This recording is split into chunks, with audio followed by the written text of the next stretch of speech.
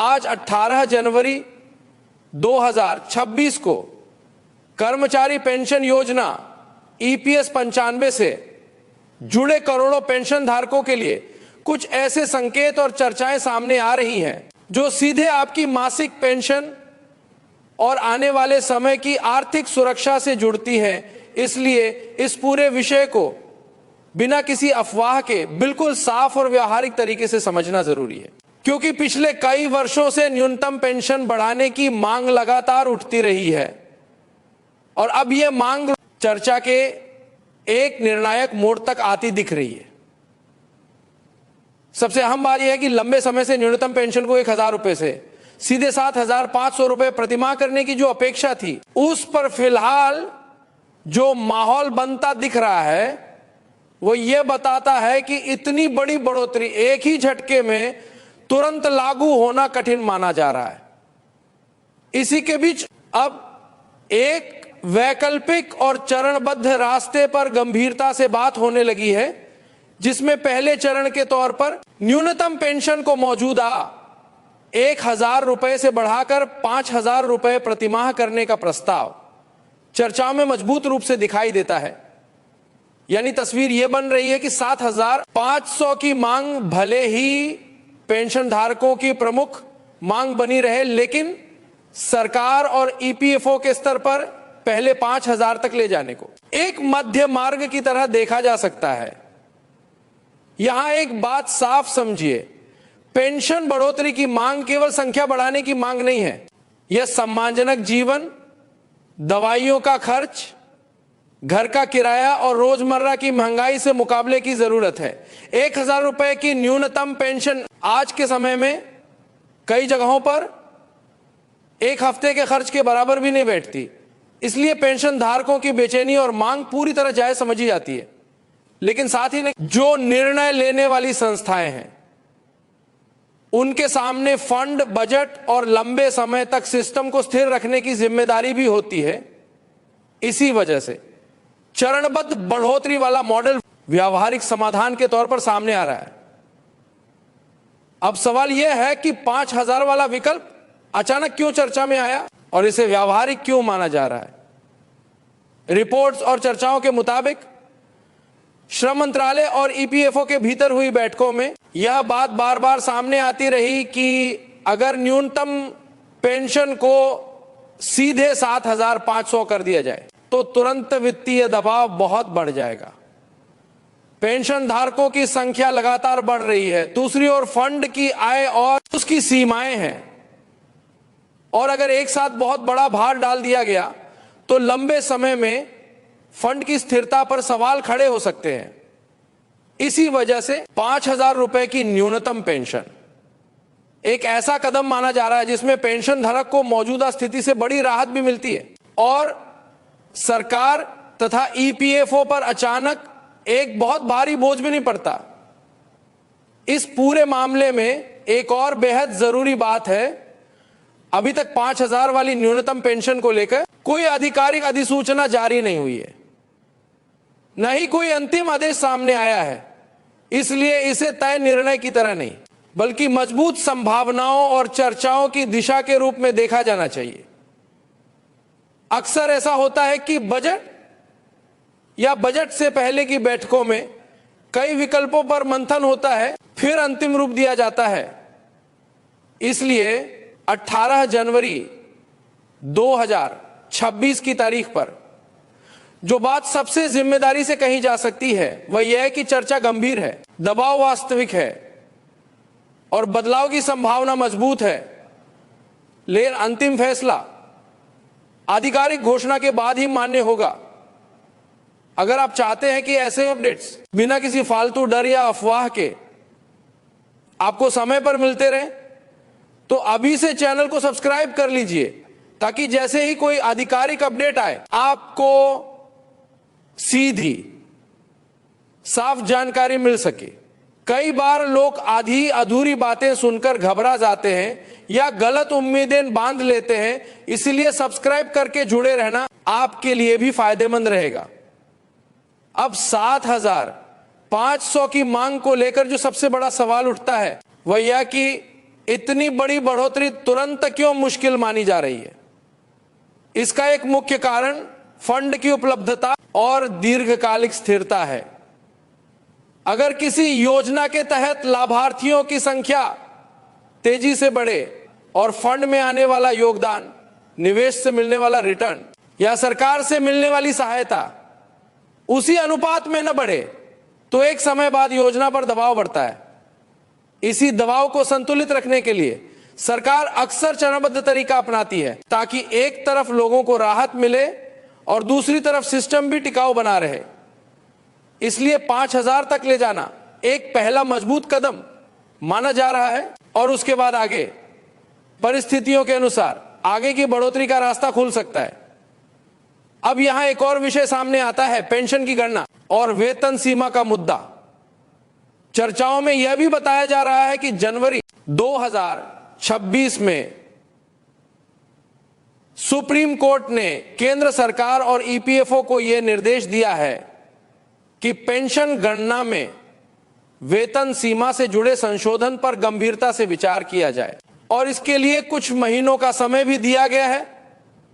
इस तरह के संकेत भविष्य में पेंशन की गणना और संभावित बढ़ोतरी पर असर डाल सकते हैं। हालांकि इस पर भी वही बात लागू होती है, जब तक आधिकारिक दस्तावेज और स्पष्ट दिशा निर्देश सामने नहीं आते, तब तक किसी भी निष्कर्ष पर पहुंचना सही नहीं होगा। इसी पेंशन धारक संगठनों की गतिविधियां भी तेज बनी हुई है। राष्ट्रीय संघर्ष समिति की ओर से भी लगातार यह कहा जा रहा है कि न्यूनतम पेंशन 7,500 प्रति माह और उस पर महंगाई भत्ता उनकी प्रमुख मांग है। बताया जा रहा है कि जनवरी 2026 की शुरुआत में भी नेतृत्व ने पेंशन धारकों से यह अपील की कि केंद्रीय बजट 2026 पर नजर रखे और संगठित रूप से अपनी मांगों को आगे रखें। आंदोलनों का एक बड़ा मकसद यही होता है कि मुद्दा सरकार की प्राथमिकता सूची में ऊपर बना रहे और चर्चा कागजों से निकलकर निर्णय तक पहुंचे। अगर आप इस पूरे विषय पर रोज रोज अलग अलग जगहों से अलग बातें सुनकर कंफ्यूज हो जाते हैं, तो सबसे बेहतर तरीका है हमारे साथ जुड़े रहना और अभी सब्सक्राइब कर लेना।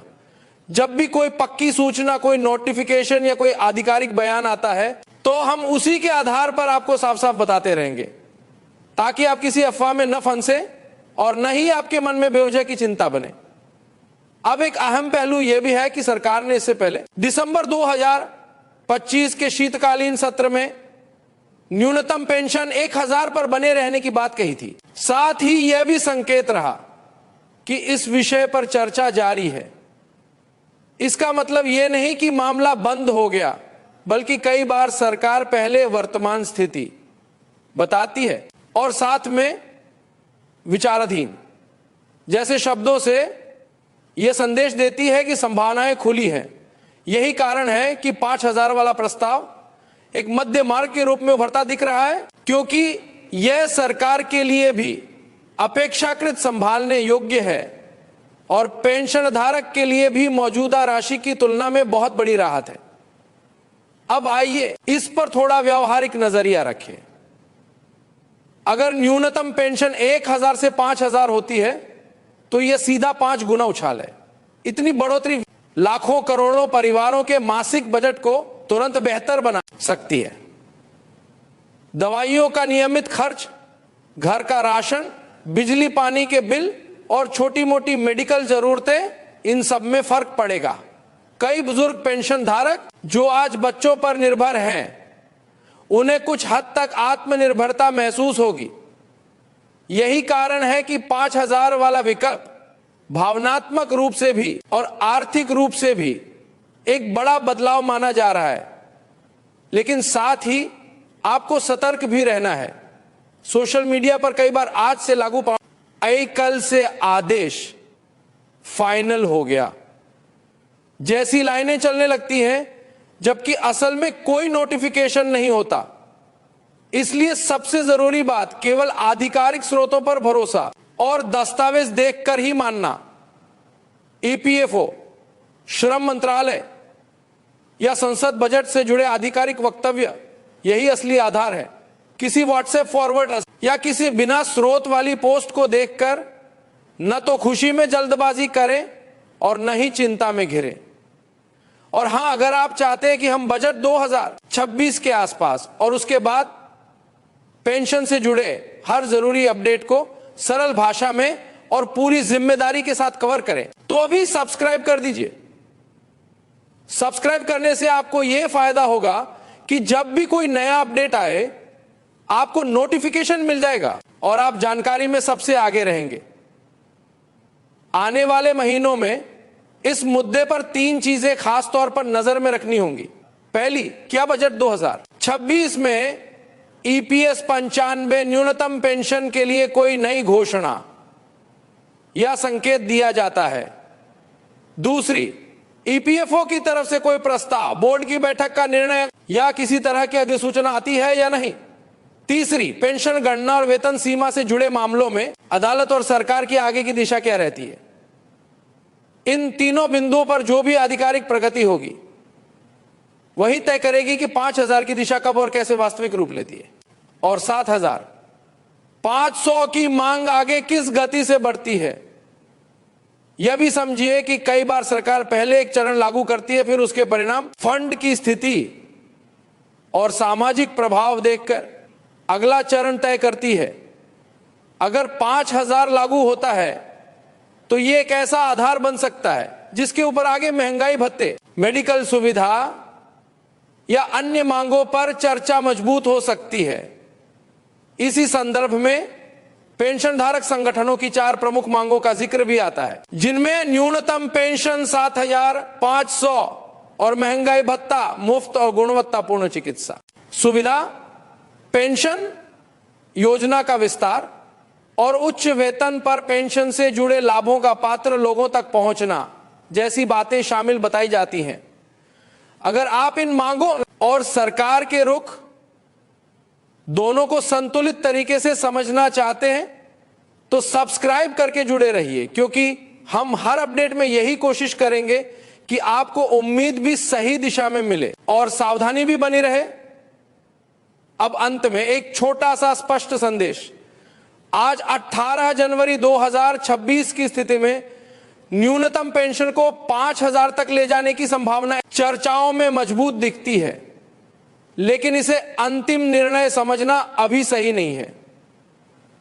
जैसे ही कोई आधिकारिक अधिसूचना या सरकार ईपीएफओ का स्पष्ट निर्णय सामने आता है तभी उसे पक्का मानिए।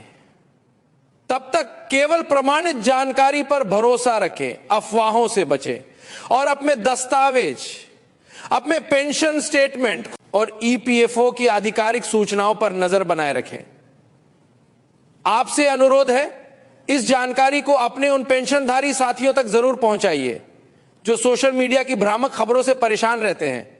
और अगर आपने अभी तक सब्सक्राइब नहीं किया है तो सब्सक्राइब कर लीजिए, ताकि आने वाले दिनों में बजट 2026 और उससे जुड़े पेंशन अपडेट्स आपको सबसे पहले और सबसे स्पष्ट रूप में मिल सके। धन्यवाद और आप सभी के लिए शुभकामनाएं।